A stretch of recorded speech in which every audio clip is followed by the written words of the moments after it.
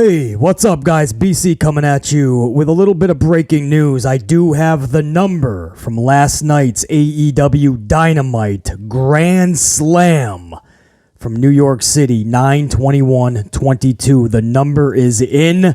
I have it. It's one of those numbers that was highly anticipated throughout the community, even those that claim ratings don't matter. Why do you follow numbers? Just enjoy wrestling. Even those people are starting to realize just how important ratings are.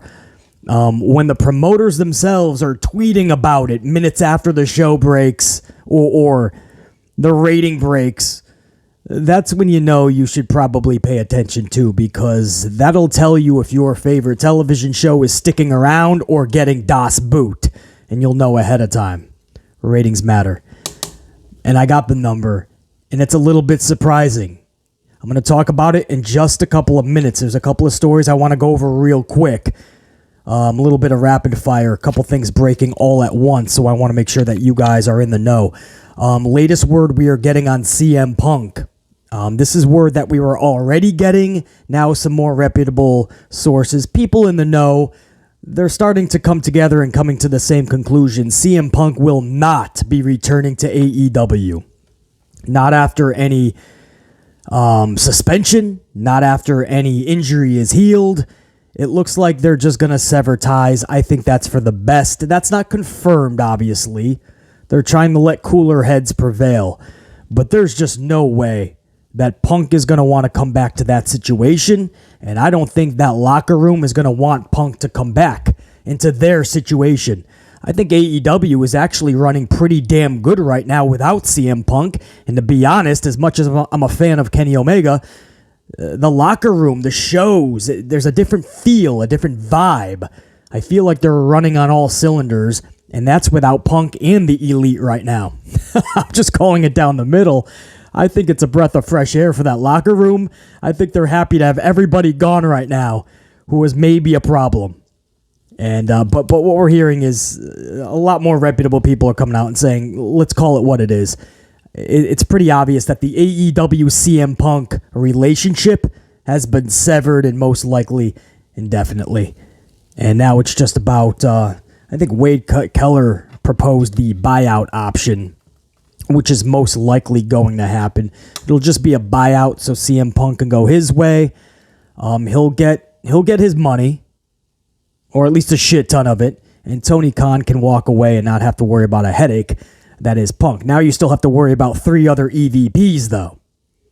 So that's the latest situation there, man. A lot more people are starting to see what exactly is going on, and it looks like CM Punk and AEW, that's pretty much done. Now, a little bit of a spoiler for Rampage. So if you don't want to hear this spoiler, earmuffs, or skip the next 60 seconds. I don't know what to tell you, but this is a spoiler for Rampage, man. It looks like the Great Muta makes a surprise in New York City for Rampage, a segment where House of Black, Brody and Murphy were beating down on Sting. I guess Sting was cuffed to a chair, and Murphy, I believe it was, about to hit him with a bat. And the Great Muta comes out of nowhere, sprays that mist, and because of that, Julia Hart is knocked through a table. Sting is saved. So the Great Muta, man. So even though you get that spoiler, that makes BC actually want to see that segment. So that's probably going to put some asses into seats, right? It's the old Mick Foley thing when Eric Bischoff told Tony Schiavone, I don't think it was Tony Khan back in the day, he told Tony Schiavone to say that Mick Foley's going to win the title. Yeah, that should put a lot of asses in seats. And almost to the moment, everybody switched over to Monday Night Raw. So sometimes a good old spoiler, if it's interesting, can actually bring in an audience. And also, real quick, before I get into the ratings, guys, Tony Khan on the latest developments for ROH. A lot of people are still in a conundrum. They're befuddled that Chris Jericho would win the ROH championship. Doesn't Claudio fit better in ROH? That's obvious. I think all of us can easily admit that. I put up my review-ish. I couldn't review the whole show, but I went through it all. I basically did. And I put that video up for AEW Grand Slam just a couple of hours ago. And I told you guys the exact situation, why this happened. And it's absolutely because if you're going to start a brand, you have to have a reputable name. Just like Tony Khan did with Chris Jericho in AEW, he's going to have Jericho do that for ROH. You know, it's going to bring a lot more eyeballs than a guy named Claudio, guys. As much as we love Cesaro, Claudio, we know him, we know his history, and we know what he can do. When you're trying to attract eyeballs from every area, asses from every fucking avenue, every nook and cranny, you're trying to get eyeballs. You're not going to get it with a guy named Claudio. A lot of people are still going to know him as Cesaro, and he's your world champion. You better have a face to the name, and they better give a damn. Chris Jericho is much easier to do that, guys. And to back that up, this is some latest comments that Tony Khan spoke about when speaking of ROH. And I quote from Tony Khan, "If we can get weekly TV going, ROH will be stronger. I would love to bring ROH back on a weekly basis, and it's a conversation I'm having with Warner Bros. Discovery pretty frequently." So he is already in frequent talks with Warner Bros. Discovery about a separate show for ROH. Do you honestly think that Warner Bros. Discovery wants a Claudio over a Chris Jericho? Guys, you got to think business. I know. I don't want ROH to become a sham like WWE did to WCW when they took it over, or what WWE did to ECW when they took it over. And I don't want AEW to do that with ROH and just be a bunch of older dudes or a crisscross with AEW talent all the time. I really want ROH to have that same old school feel. But I think the obvious conclusion we can come to is that we're never going to get that ROH back. It's the same thing with NXT, for instance. You're never going to get that old school NXT black and gold. They can repaint the colors. They can put black and gold, black and orange, black and semi-yellow. They can make a mixture. It ain't going to be the same thing. And I know ROH, the ROH that we once loved, that's dead and gone. Can Tony Khan do something that's pretty damn special and keep the mystique, keep the passion, the love that we had for ROH? Can he keep that alive at least? The memory flaming, at least. That remains to be seen. A lot of people are already giving up on it because Chris Jericho has the title. I say give it a chance. This is just to get the ball running. This is just to get the TV program off the ground. I fully expect Jericho not to hold that long. This is just while Tony Khan is in these meetings, he can present an actual world champion that the world knows. That's the main reason this is being done. That's the sole reason it's being done. Trust me. You guys can probably come up with little X's and O's here and there of how Chris Jericho with the title can help. But the sole reason for Tony Khan is business, and I do not blame him. And those were his comments on ROH. Now, for the rating, guys, Dynamite. Last night, Grand Slam pulled in 1,039,139. That is 136,000 viewer loss from last week's 1.175 and also a 0.04 loss in the 18 to 49 all-important demo. That is an important demo that advertisers look at, and in response, so does the head of these companies. And last week, they scored a whopping 0.39, man. They almost hit that 0.40. This week, they dropped big back down to a 0.35.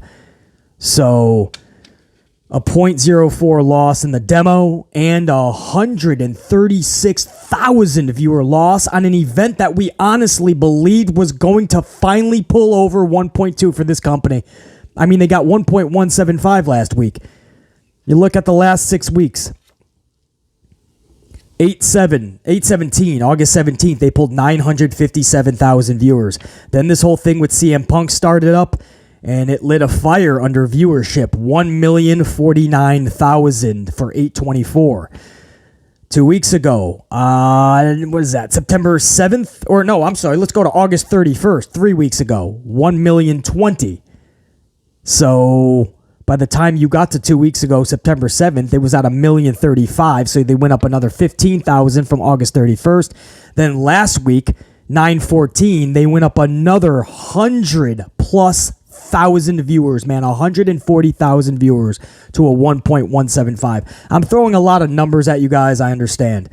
But these numbers are very important. Because you look at that 1.175, and to this day, we don't exactly know why. People already knew that CM Punk was not going to show up. People already knew that the Elite was not showing up. People already knew the situation by then. There was no other details that were going to come out. And it was just a couple of matches to set up the grand finale match at Grand Slam between Mox and Bryan Danielson.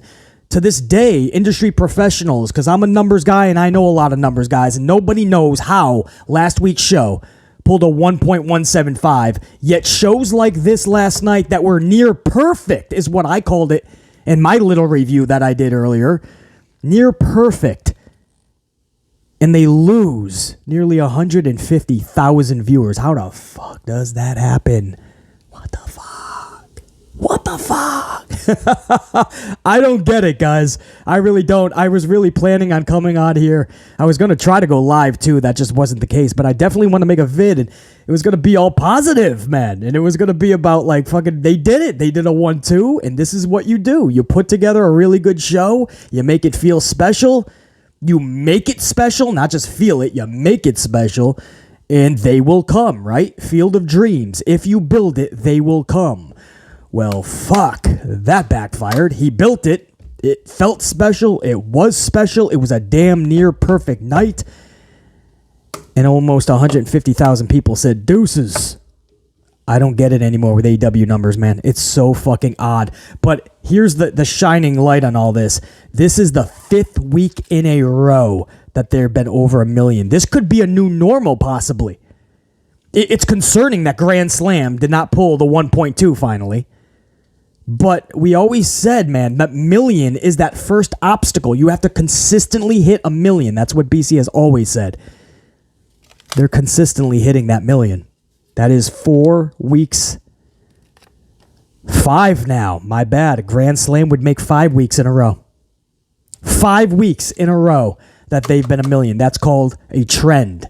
And a trend is a byproduct of consistency. And vice versa. So they are trending now at 1 million plus. That is their new. We used to always say 850 to 950 is their niche. 850 to 950 is their number. Once in a while, they'll pull a 970, maybe 979,000. Now, you got to give them props. They made it over that hump. Now, Tony Khan has to find a way to consistently stay there. But he has done it. It's discouraging that they couldn't beat last week's number. This show was way better than last week's. Absolutely. It's, yeah.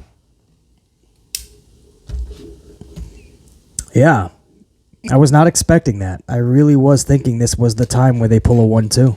Especially being shocked with the 1.175 last week. It's discouraging, man. It's disheartening. You can't let it get to you, though. You know what I mean? Tony Khan's going to get hit by this. He's going to feel that right in the gut. He's still going to probably go onto his social and say thank you. I mean, it's still over 1 mil. But he's going to be hit by that. He really pumped this one. He really wanted that one, too. I don't know, guys. That's it. That's the news I got for you, man. It looks like that is the legit number, and I can back that up now. Brandon Thurston over at WrestleNomics is confirming that number. So if anybody was wondering, that number is confirmed by another numbers guy in the community, Mr. Brandon Thurston, so I appreciate that. Dynamite was number 1 in the 18 to 49 demo, guys. 18 to 49, they were number 1, and that was with a .04 loss, however, in the demo, back to .35. And their number again was 1,039,000. I don't know. I have no idea with this fucking show, man. AEW viewership. I've never seen anything like it. It's a fucking roller coaster. Every week I should just expect the unexpected. because you can't really get a fucking trend with this company. They're finally over 1 million. They're going to keep that trend and hope that that's the one trend they can keep fucking going, because there's no other trend you can ever gauge in this community when it comes to AEW. We're still trying to find out viewing habits. AEW wrestling fans are so fucking all over the board. They're so hard to predict. BC Amplified. Till next time. Top guy, and I'm out. Check you.